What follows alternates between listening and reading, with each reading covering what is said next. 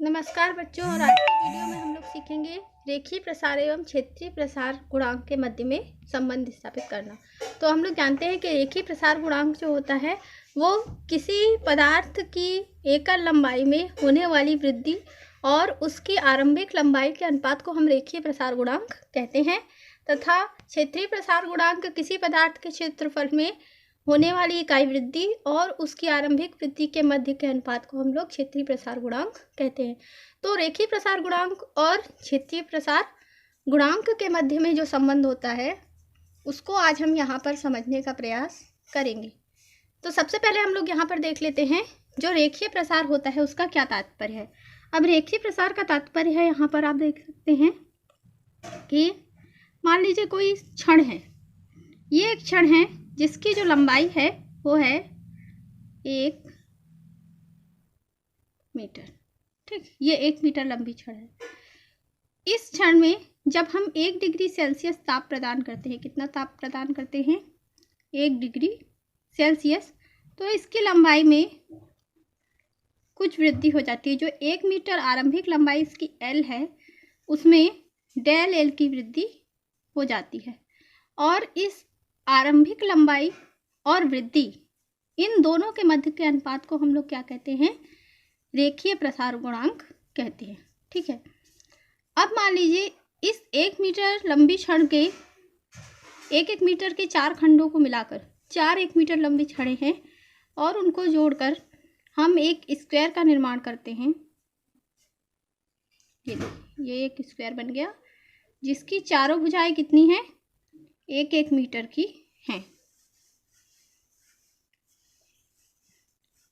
ये चारों भुजाएं 1 1 मीटर की है। ठीक है, अब इस स्क्वायर में जब हम ताप प्रदान करेंगे तो इसमें 2 प्रकार से प्रसार होगा।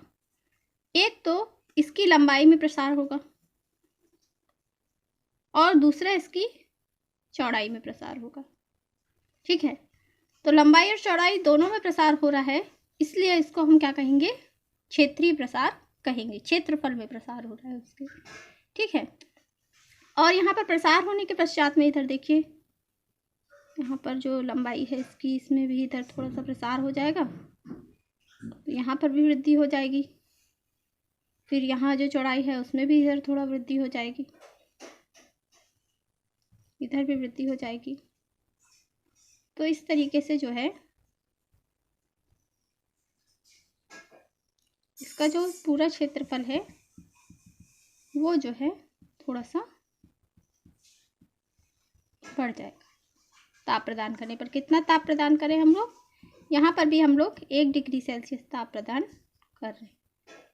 ठीक है, तो ये जो लंबाई और चौड़ाई दोनों में वृद्धि हो रही है, यानी ये क्षेत्रीय प्रसार जो है, इस होने वाली वृद्धि आरंभिक जो इसका क्षेत्रफल है उसको अगर हम ए से दर्शाते हैं, एरिया से ए से, और जो वृद्धि हो रही है उसको अगर हम लोग दर्शाते हैं डेल ए से। कितना ताप प्रदान करने पर यह वृद्धि हो रही है? 1 डिग्री सेल्सियस ताप प्रदान करने पर। ठीक है, तो इसका जो अनुपात है होने वाली वृद्धि का, क्षेत्रफल में होने वाली वृद्धि और आरंभिक वृद्धि के जो अनुपात है उसको हम दर्शाते हैं बीटा से, और इसको कहते हैं हम लोग क्षेत्रीय प्रसार गुणांक। ठीक है, यहाँ पर जो रेखीय प्रसार गुणांक था उसको हम किससे दर्शाते हैं? अल्फा से दर्शाते हैं। तो इस अल्फा और बीटा के मध्य में क्या संबंध है, इसको ही हमको जो है यहाँ पर समझना है। ठीक है, अब इसके लिए यहाँ पर हम देख सकते हैं कि ये जो वस्तु है इसका एक जो वर्गाकार पटल है यानी कि ABCD है, इसकी प्रत्येक भुजा की लंबाई 1 मीटर है। इसका प्रारंभिक क्षेत्रफल क्या होगा? प्रत्येक भुजा की लंबाई कितनी होगी? 1 मीटर। और आरंभिक क्षेत्रफल यानी A कितना होगा? 1 मीटर का स्क्वायर, 1 मीटर का स्क्वायर। ठीक है, माना वर्गाकार पटल के ताप में हम लोग अगर 1 डिग्री सेल्सियस की क्या करते हैं? वृद्धि करते हैं। टेम्परेचर में कितनी वृद्धि कर रहे हैं? 1 डिग्री सेल्सियस की। तब जबकि पदार्थ का रेखीय प्रसार गुणांक कितना है? रेखीय प्रसार गुणांक यहाँ पर कितना है, रेखीय प्रसार गुणांक। तो अभी हमने यहाँ पे देखा रेखीय प्रसार गुणांक को किससे दर्शा रहे हैं, अल्फा से। तो रेखीय प्रसार गुणांक कितना होगा, अल्फा होगा। ठीक है,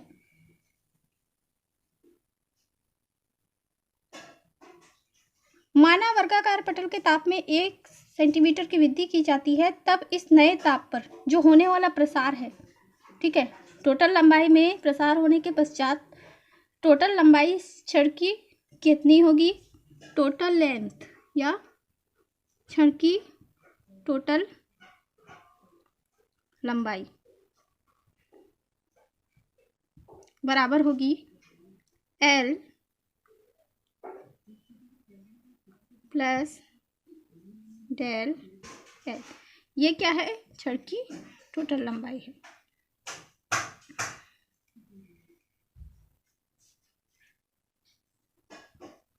जो हमने कहाँ पर निकाली थी, यहाँ पे निकाली थी। देखो डेल L वृद्धि हुई तो टोटल लंबाई के लिए हमको क्या करना पड़ेगा, आरंभिक लंबाई में टोटल लंबाई को यहाँ पर जोड़ना पड़ेगा। ठीक है, या अगर प्रत्येक भुजा में प्रसार, देखो हम लोगों ने देखा कि अगर 4 समान भुजाओं 1-1 मीटर की भुजाओं से मिलके एक एरिया को बना रहा है, क्षेत्रफल को, है ना, स्क्वायर के, तो प्रत्येक भुजा में प्रसार होगा। ठीक है, वहाँ पर जब प्रसार होगा तो इसको हम ऐसे लिख सकते हैं,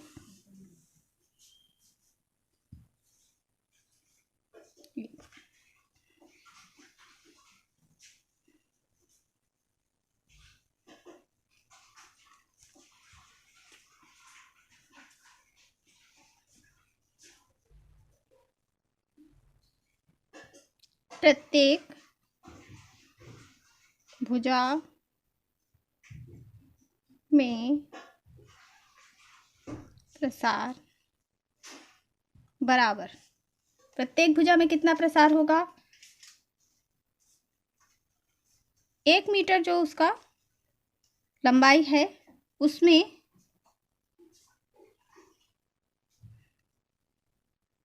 जो प्रसार गुणांक है वो क्या होते जाएगा, जुड़ते जाएगा प्रत्येक भुजा में।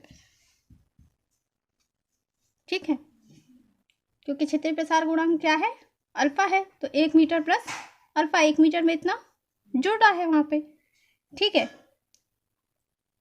ये एक भुजा का प्रसार है। इसी को अगर हम क्षेत्रफल में प्रसार के रूप में देखें, इसी प्रकार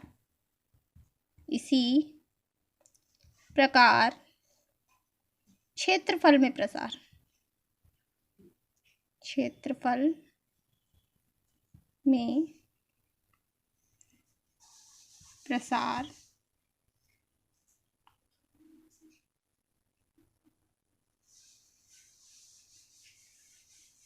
ठीक है, ये क्षेत्रफल में प्रसार।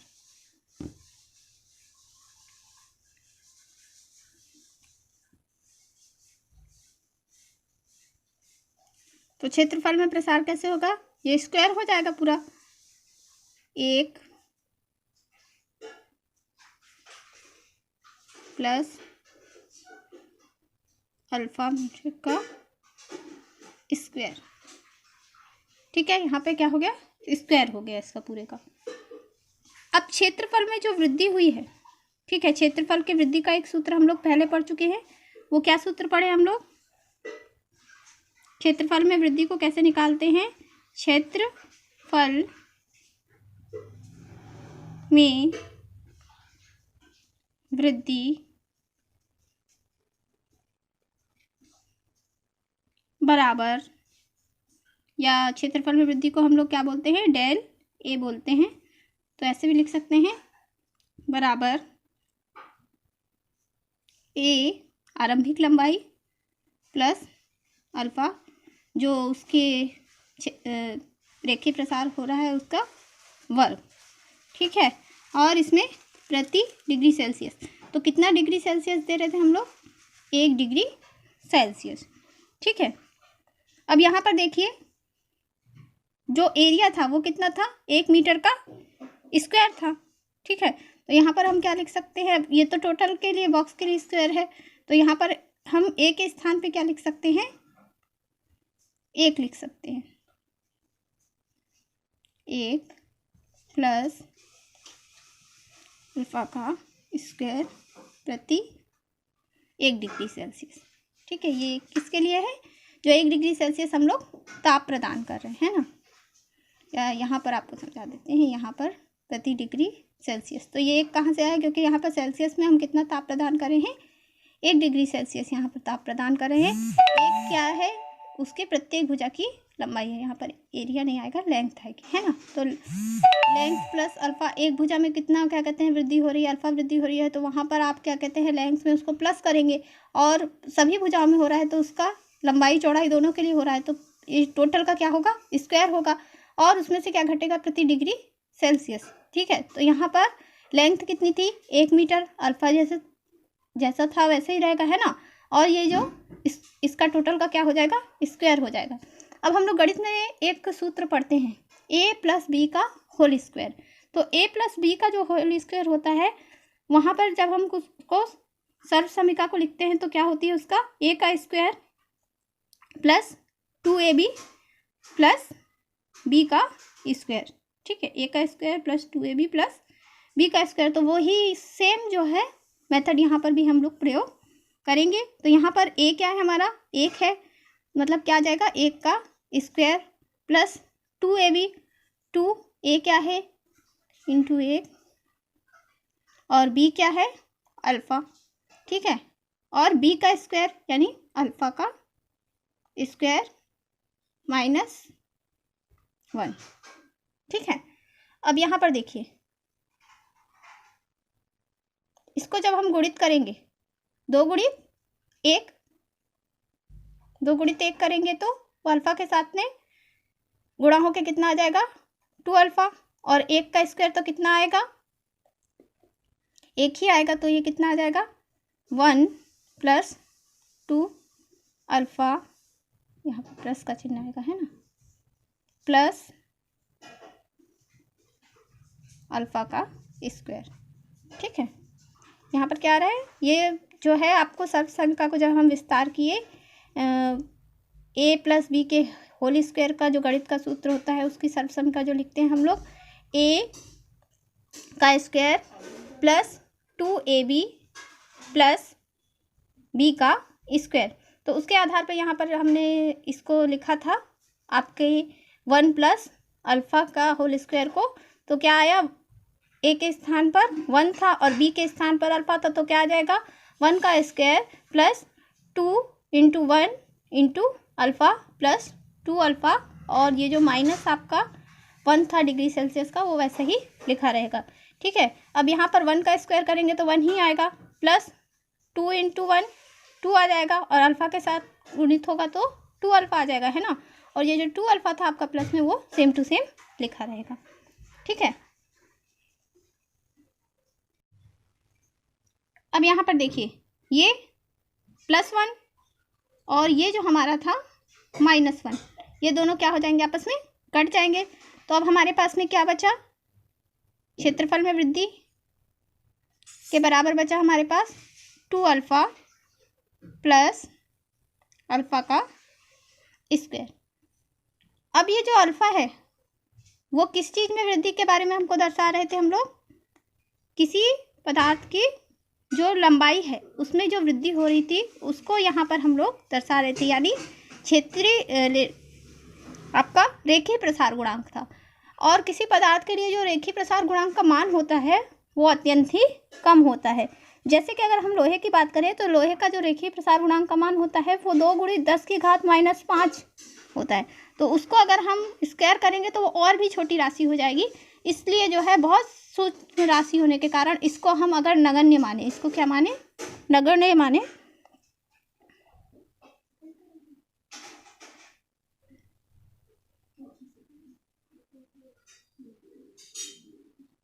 ठीक है, इसको नगण्य मान लेते हैं। तो यहाँ पर हमारे पास जो क्षेत्रफल में वृद्धि हो रही है, क्षेत्रफल में जो वृद्धि हो रही है उसके किसके इक्वल मानेंगे? 2 अल्फ़ा के इक्वल मानेंगे। ठीक है, तो यहाँ पर हमने क्षेत्रफल में वृद्धि अर्थात डेल a के मान को कितना निकाला? 2 अल्फ़ा निकाल लिया है। अब इस 2 अल्फा के मान को हम क्षेत्रीय प्रसार गुणांक के सूत्र में रखते हैं। क्षेत्रीय प्रसार गुणांक को हम किससे दर्शाते हैं? बीटा से दर्शाते हैं, और बीटा बराबर होता है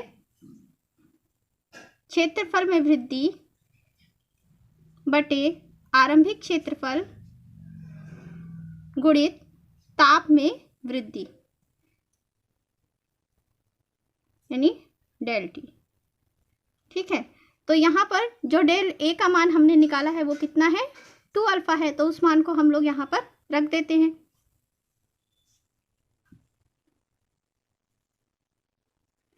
और जो आपका ए का मान है, ए का मान कितना था? हम लोगों को शुरू में ही पता था कि ए का मान कितना है। प्रत्येक भुजा की लंबाई कितनी थी?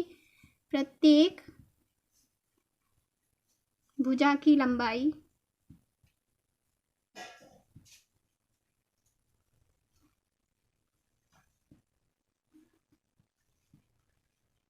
बराबर 1 मीटर। ठीक है, तो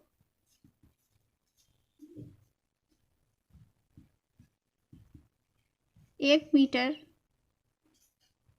भुजा वाले वर्ग का क्षेत्रफल बराबर कितना होगा? 1 मीटर का स्क्वायर। ठीक, तो यहाँ पर जो है हमको 2 चीज़ ज्ञात है। एक तो जो क्षेत्रफल में वृद्धि हो रही है, ठीक है, और दूसरा आरंभिक क्षेत्रफल। क्षेत्रफल में वृद्धि कितनी हो रही है? 2 अल्फा निकाला ना हमने, 2 अल्फा। ठीक, और आरंभिक क्षेत्रफल कितना था? 1 मीटर का स्क्वायर। अब बचा टेम्परेचर। तो ये जो क्षेत्रफल में वृद्धि हुई थी 2 अल्फा की, वो कब हुई थी? जब हमने उसको 1 डिग्री सेल्सियस ताप प्रदान किया था। दिया गया ताप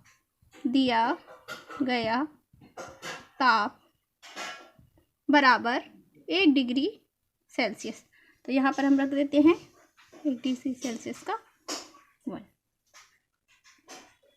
सॉरी, ये गुणित में था, यहाँ पे है ना। अब देखिए